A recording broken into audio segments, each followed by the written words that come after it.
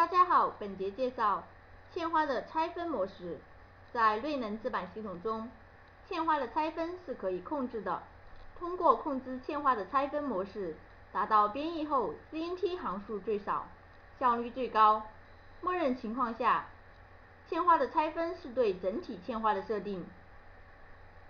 针对整体设定的时候，有两种方式，一种是一行 mini 嵌花拆分，也叫做嵌花组合拆分。另一种方式为普通的阶梯拆分。这两种方式都是对整体嵌花进行设定。功能线217，功能线217可设置嵌花的拆分模式，是针对嵌花的一行设定的，也就是说，嵌花的每一行拆分都可以通过功能线217进行控制。功能线217上有3种拆分模式。第一种，嵌花的阶梯拆分，数字1代表嵌花阶梯拆分。第二种是嵌花组合，也就是一行 mini 嵌花拆分。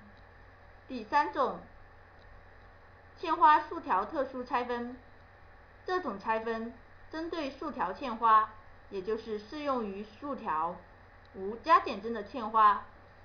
接下来实例介绍。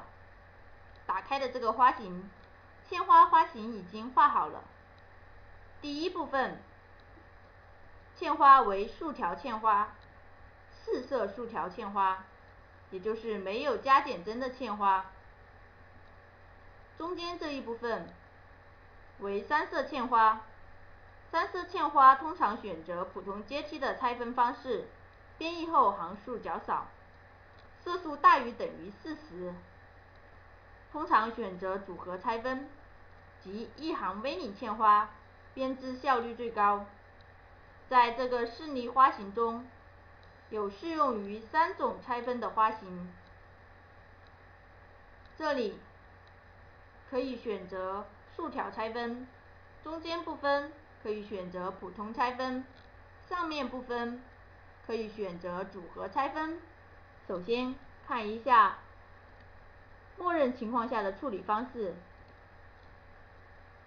对整个嵌花就只能勾选或不勾选一行 mini 嵌花。不勾选一行 mini 嵌花时，即普通阶梯拆分。编译后可以看到 CNT 行数为880。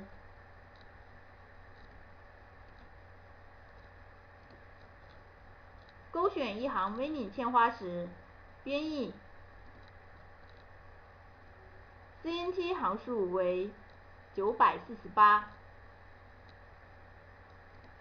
接下来用功能线217控制每一部分的拆行。功能线217嵌花拆分，可控制每一行的拆分。右击可看到3种拆分模式。第一部分适用于嵌花竖条特殊拆分，即选择3号色。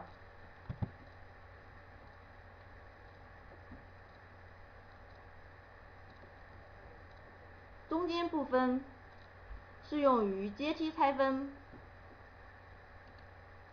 即1号色。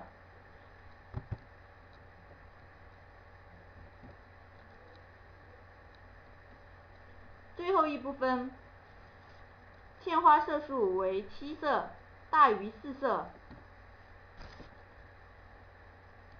适用于嵌花组合拆分及一行 mini 嵌花拆分，即2号色。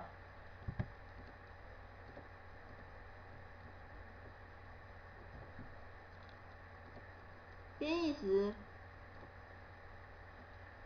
勾选一行 mini 嵌花，若在功能线217上有填写拆分方式，系统则优先选择217上的拆分方式，即执行217上的拆分方式。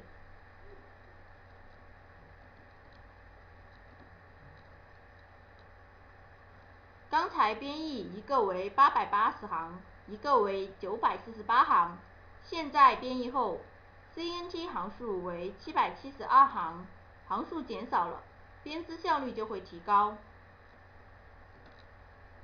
本节介绍完毕，谢谢大家。